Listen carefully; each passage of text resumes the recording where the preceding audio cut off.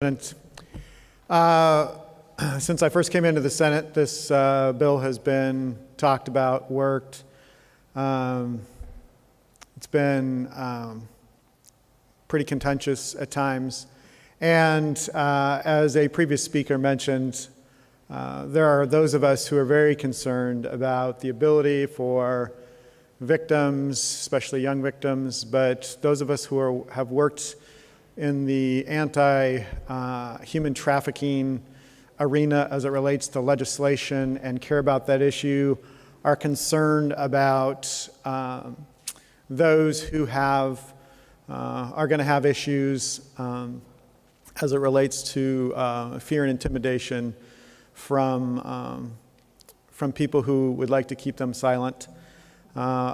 This is a very close call for me, but I have come down on the side of yes, and will be voting for this today, in large part because my district attorney is in favor of this and wants to use it. And there still are a bipartisan group of us who believe that hearsay testimony doesn't quite go far enough. And so those who are interested in this issue should expect that bipartisan group to continue to work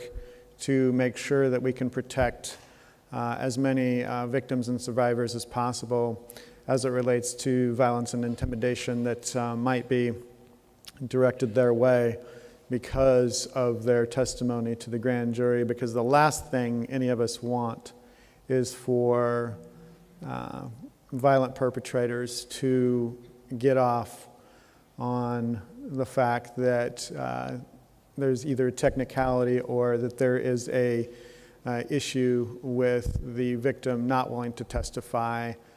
because of those threats of violence to them, their children, and their families. And so while it is a close call today, colleagues, I am going to be a yes vote. Senator Boquist.